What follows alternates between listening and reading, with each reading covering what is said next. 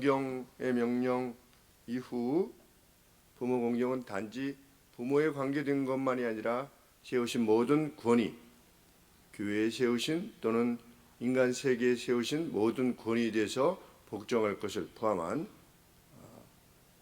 상대를 안어해라, 상대를 높여라 하는 명령을 주신 이후에 10계명은 또 나머지 5계명을 통해서 이웃에 대한 의무들을 정의하고 있습니다. 그리고 그것들 모두는 레위기 19장 18절 말씀과 같이 내 이웃을 내 자신과 같이 사랑하라 라고 하는 명령으로 정의될 수 있습니다. 우리가 우리 자신을 사랑해야 되는 이유 중에 또 하나입니다. 우리가 우리 자신을 사랑할 수 있어야만 이웃도 사랑할 수 있습니다. 내 자신에 대해서 자괴감을 가진 사람이 어떻게 또 남을 사랑할 수 있겠는가? 내 자신을 사랑하는 것을 전제하고 하시는 말씀입니다. 우리가 우리 자신을 귀하게 여길 줄 알아야 됩니다. 특별히 하나님의 형상을 담은 자로서의 우리, 그 어떤 다른 사람보다 내가 더 귀하다 하는 차원이 아니라 우리가 하나님의 형상을 입은 존재다. 우리는 산영이 된 존재다. 리빙 소울입니다. 살아있는 영혼인 겁니다. 뭐 숨을 쉬게 되었다 이런 차원이 아니라 하나님이 코에 기식을 불어넣었을 때 산영이 된 겁니다. 그런데 죄악으로 인해서 죽은 영이 된 겁니다. 우리는 다시 하나님에 의해서 산영이 되었다고 하는 것, 그래서 우리 마음에 새겨야 할 것입니다. 내 자신과 같이 사랑해라. 그런데 살인, 간음, 도둑질, 금지, 법정에서의 거짓 증거, 이러한 행위에 대한 금지 명령뿐만 아니라 마지막 계명에 보면 이웃의 것을 탐내지 말라라고 하는 욕구 금지의 명령이 있습니다. 살인, 간음, 도적질, 거짓 증언, 오늘 행위에 관계되어진 내용인데 제일 마지막은 탐심이라고 하는 욕구에 관계되어진 명령입니다. 이것은 무엇을 말해주는 거냐? 이 10계명이 단지 제한된 어떤 행위 조항에 관계된 것이 아니라는 것을 알게 합니다. 이것들만 지키면 다 지키는 거다. 이렇게 행하지만 않으면 되는 거다라고 하는 어떤 행위에 관계되어진 어떤 조항을 지키는 것이 아니라는 것을 알게 됩니다. 왜? 욕구 금지의 명령까지 있기 때문입니다. 마음에 관계되어진 명령까지 있다는 의미입니다. 율법의 완성은 무엇에 관계된 거다? 마음에 관계된 거다. 형제를 보고 멍청이라고 하는 자는, 라카라고 하는 자는 공회에 잡히게 될 것이다 라고 예수님께서 말씀하셨습니다. 내가 율법을 폐하려 온 줄로 생각하지 말아라. 나는 율법을 성취하러 왔다 이렇게 말씀하셨습니다. 두 가지 의미가 있을 겁니다. 하나는 거기서 말하는 토라, 율법이라고 하는 것은 모세 오경을 말하는데 모세 오경에서 언급되어지고 있는 주님의 도래, 모세 오경 내에 무엇이 있는 겁니까? 여인의 후손이 와서 여자의 후손이지요. 육신으로 오시겠다라고 하는 말씀입니다. 남자의 후손이 아니라 여자의 후손이다. 왜? 육신으로 오실 거니까. 그것이 율법 내에 있습니다. 아브라함의 씨로 말미암아 천하 만민이 복을 받게 될 것이다. 그것도 창세기 율법 안에 있는 겁니다. 율법은 단지 레위기서 뭐뭐 할지니라, 뭐 제사는 이렇게 할지니라 이것만 해당되는 것이 아니라 성경이 말하고 하는 율법이라고 하는 것은 토라를 의미하는 것인데 그것은 모든 것을 포함하고 있는데 그 내에서 메시아의 도래, 너희 가운데 나 같은 선지자가 오거든, 나거든, 다 율법에 관계되어진 내용입니다. 나는 율법을 성취하러 왔다. 또 다른 차원 하나, 예수님께서 나는 율법을 성취하러 왔다라고 하시면서 살인하지 말라고 하는 말을 너희가 들었으나, 간음하지 말라고 하는 말을 너희가 들었으나, 너희가 맹세하지 말라고 하는 말을 들었으나 나는 너희에게 말한다 라고 하시면서 율법이 어떤 본질을 지니고 있는가를 설명해 주셨습니다. 그럴 때 단지 살인만 하지 않으면, 실제적인 조항으로서 누구를 죽이지만 않으면 살인법을 지킨 것이 아니라, 살인 금지 명령을 지킨 것이 아니라 형제를 미워하고 그 누구를 미워하고 불편해하고 이런 것들이 다 살인죄다. 부부간에 다투지요? 그럼 뭐 상대가 얼마나 미운지 알 수 없지요? 아주 목사가 또 뭐 사모를 때리는 경우도 있다고 하지 않습니까? 심지어는 그런 집은 자녀들이 망하게 되는 거죠.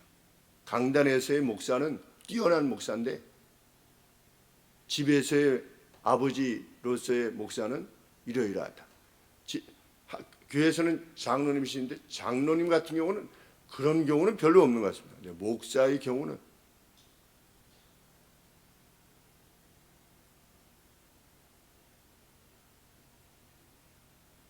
본인이 전하는 살인하지 말라라고 하는 것에 그 불편함으로 말미암는 어떤 그 찌르는 말들, 이러한 것들까지 다 포함하여서 이런 것들이 살인하지 말라라고 하는 명령 내에 있다라고 주님이 말씀하신 것입니다.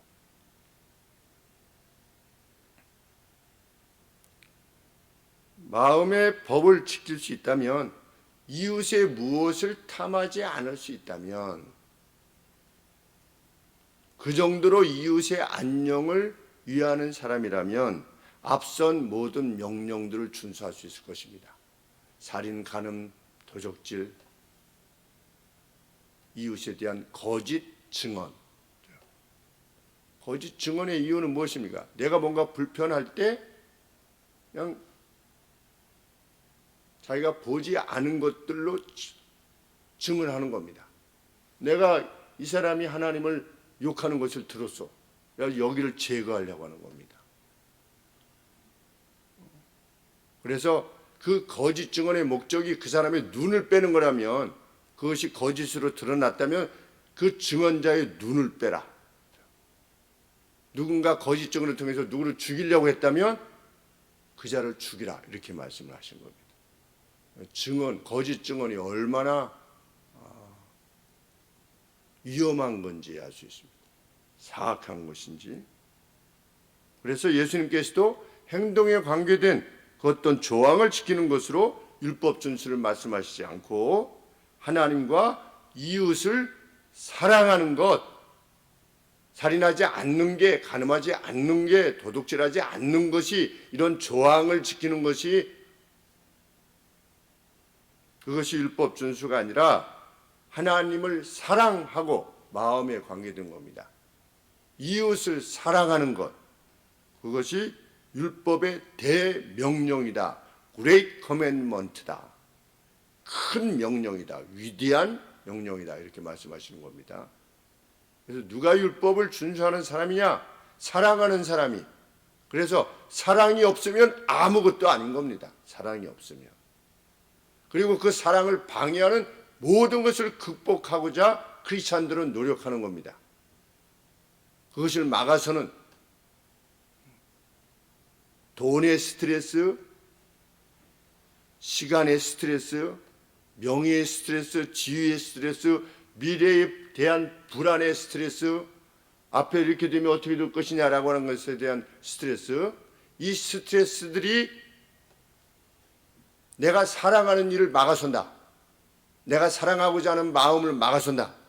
그것을 극복하기 위해서 온 힘을 기울여야만 되는 것이 크리스찬들의 숙명이며 특권입니다. 그리고 극복하면 거기 돈으로는 살 수 없는 영광이 있는 것이고, 돈으로는 살 수 없는 쾌감이 있는 것입니다. 저를 그렇게 괴롭혔던 이 녀석들이 나중에 이제 사랑을 알게 되어서 고3 때 화장실에서 담배들을 다 피우고 있다가도 제가 들어가면 야 희승이 와다. 희승이 담배들을 다 끄고 나가면서 그 화장실 안에 이렇게 툭툭툭 치면서 야 희승이 왔어. 야 희승이 왔어. 야 희승이. 그러면 거기 안에서 담배 피던 녀석들이 그냥 그러고 그저 구청장이 됐어요. 구청 과장이 됐어요. 나중에 보니까 얼마나 기쁘던지.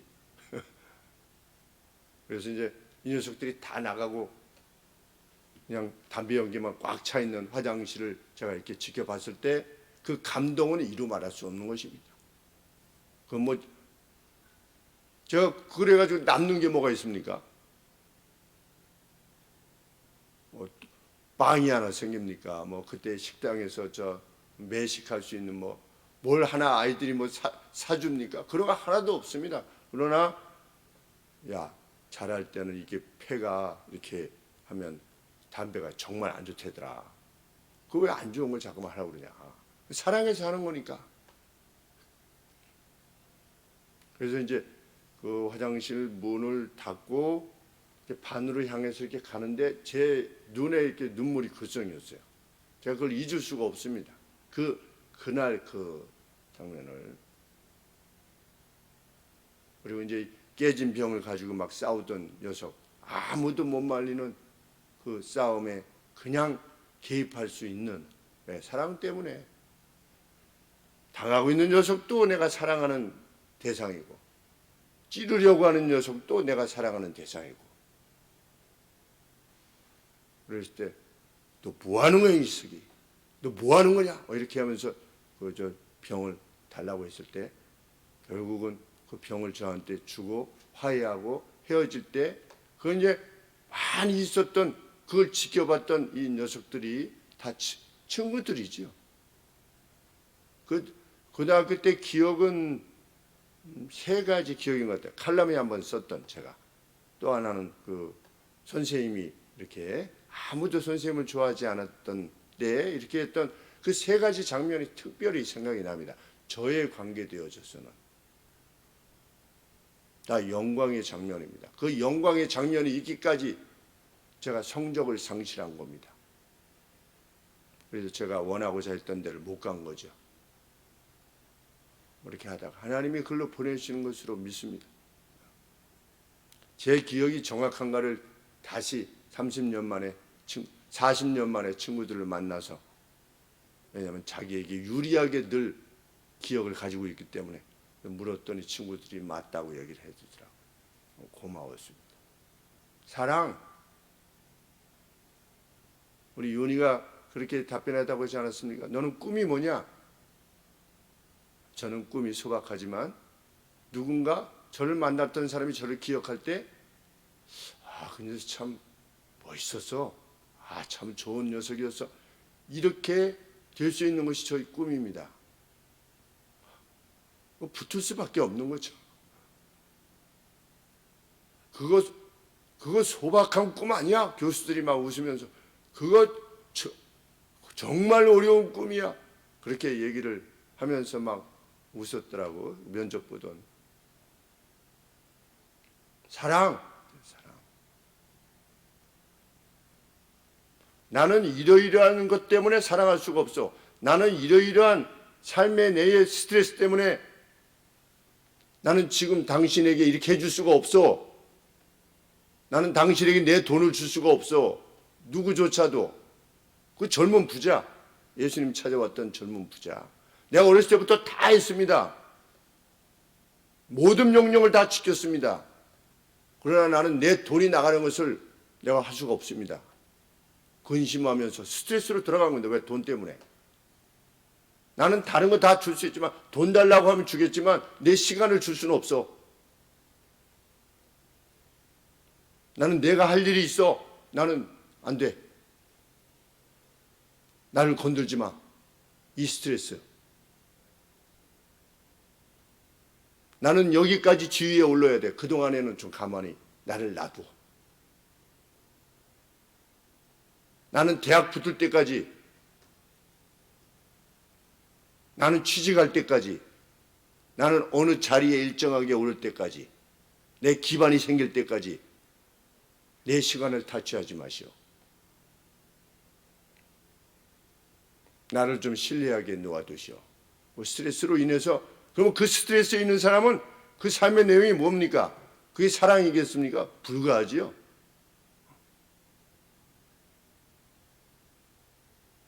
내 모든 것을 다 팔아 가난한 자들에게 주고 애정을 지니고 표현해야만 예수님의 제자가 될 수 있지 않겠습니까? 나를 따르라.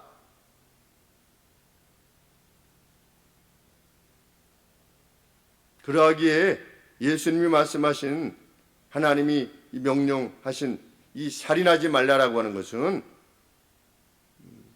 이웃을 사랑하지 않는, 못하게 하는 모든 것과 맞서서 싸워야만 된다고 하는 명령인 겁니다.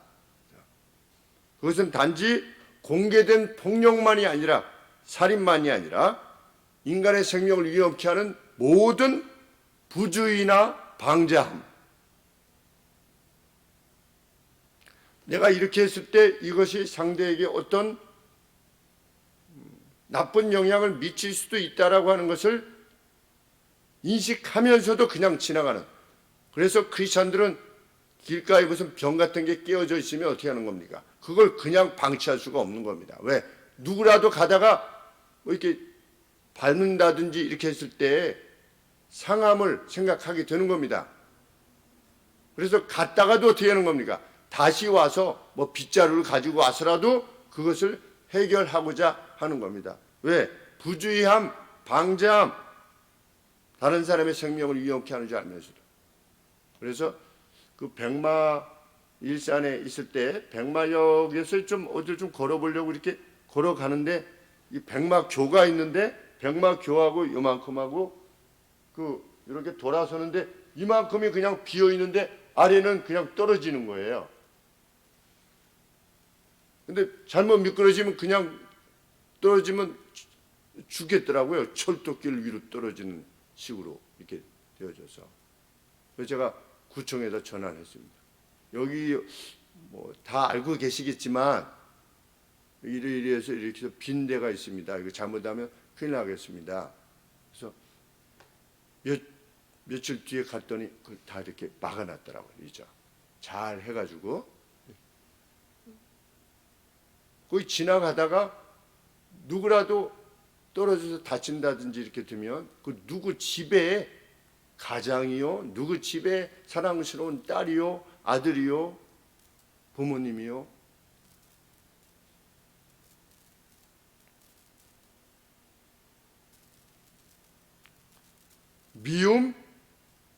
미움이라는 건 무엇이라고 그랬습니까? 늘 당신 없어졌으면 좋겠다고 하는 것이 미움이지요. 화, 복수의 마음, 이 모든 것을 망라하는 것입니다. 살인하지 말라. 이번에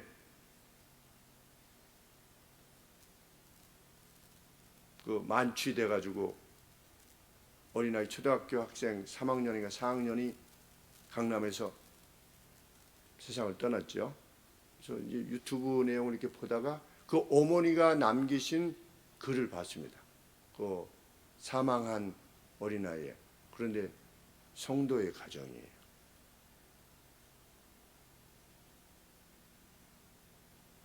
쭉 어렸을 때부터 3살인가 4살 때부터 벌써 읽기 시작하고 머리가 굉장히 좋았던 거죠. 총명하고. 그래서 나중에 이렇게 성장하리라고 주 안에서 기대하고 있었었는데 이렇게 먼저 떠나게 되었습니다. 지금 우리 누구누구가 눈물도 없고 슬픔도 없는 그곳에 지금 쉬고 있으리라 믿습니다. 요한계시록을 제일 마지막에 이렇게 기술했는데 그 안에는 그 상대에 대한 그 어떠한 저주의 마음이나 미움의 마음이 없어요. 거기에 이게 표현하지 않았어요. 그래서 뭐 이 사회를 바로 고쳐주세요. 뭐 이런 거 그런 거 없습니다. 그냥 오히려 더 눈물이 나는, 막 그걸로 인해서 막 어떤 슬픔을 막 악다구니로 막 이렇게 쓴 게 아니라 그냥 차분하게 그 아이의 어린아이들을 이렇게 해서 이렇게 해서 이렇게 왔습니다. 주님 품에 있는 줄 압니다. 우리 아이를 기억해 주세요. 이렇게.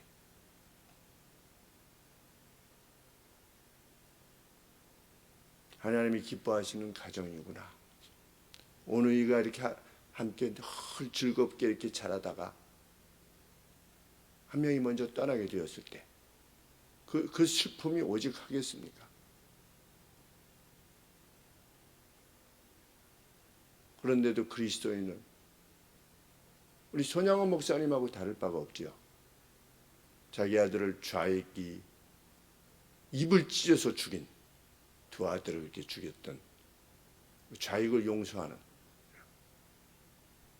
미워하지 말라 정도의 수준에서 우리가 멈출 수 없는 이유인 줄 압니다. 그 이상이라고 하는 것을 세상에 보여야죠. 우리가 겨우 미워하지 않는 정도에서 만족하는 그러한 존재가 아니라 사랑이라고 하는 것을 어떤 것이 드러나는. 그래서 저희 교회에 오셨던 부목사님 두 분이 둘이죠. 한 분은 강조사 때인가 전도사 때 왔었고, 한 분은 목사님이 돼서 왔었고, 한 분은 합신해서 왔었고, 한 분은 합동 측에서 왔어요. 아버지를 만나질 않았습니다. 우리 교회 올 때. 아버지하고 일절 교류가 없었던 그 미움으로 인해서. 근데 저희 교회 3년 있으면서 제가 뭐 특별히 권하지 않았습니다. 있는 가운데 아버지들과 화해했죠. 화해하고 아버지 댁으로 찾아가고.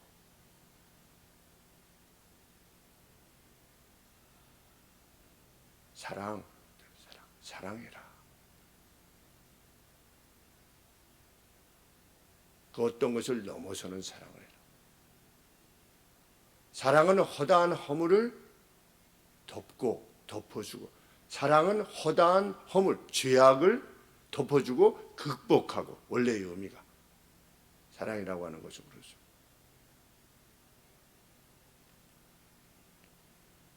특히 생명에 관계된 명령이 가장 앞서 있는 이유는 생명이 공격당할 때 그 안에서 하나님의 이미지가 공격당하기 때문입니다.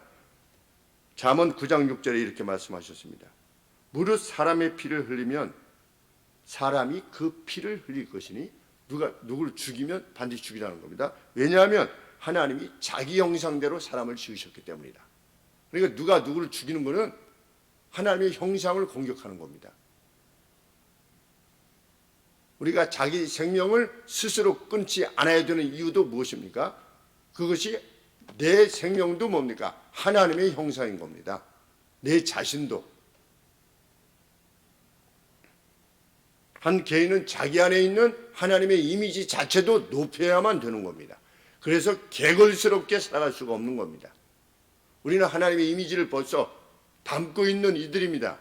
그냥 쇼를 하는 것이 아니라 내 마음을 완전히 오픈시켜도 내 안에는 오직 사랑만 있는, 내 가슴을 이렇게 열어 제껴보면 그냥 사랑만이 나타나는, 외부의 손, 발로, 얼굴 표정으로만 사랑으로 나타나는 것이, 그것도 안 나타나지요. 예수님을 믿어도 이렇게 딱 봤을 때, 야, 정말 저 미소는 도대체 어디서 오는가? 우리 박성국 목사님 사모님 그 얼굴이 그냥 항상 해맑은 그 표정, 뭐가 해맑었겠습니까? 임미정 성도님 이렇게 엘리베이터 안에서 봤을 때 옷을 입은 것은 누추한데, 분명히 누추하다는 표현을 거죠.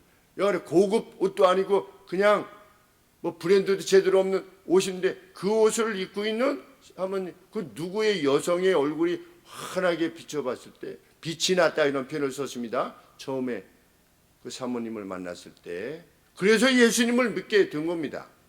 그래도 예수님께로 가까이 오려고 한 겁니다.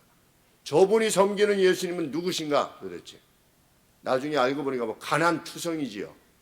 그런데도 그래서 임미정 자매, 임지영 자매님이 예수님을 믿게 된 거 아니겠습니까? 그리고 그 형제들이 하나님 안에 이렇게 아침 예배를 드리게 되고,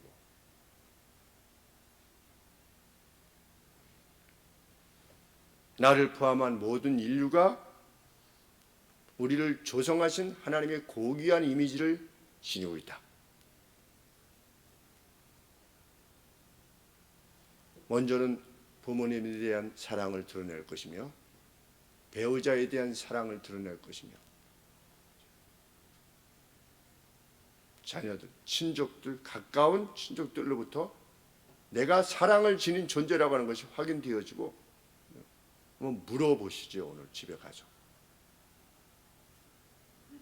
당신은 내가 당신을 사랑하고 있다라고 정말 생각이 듭니까? 이렇게.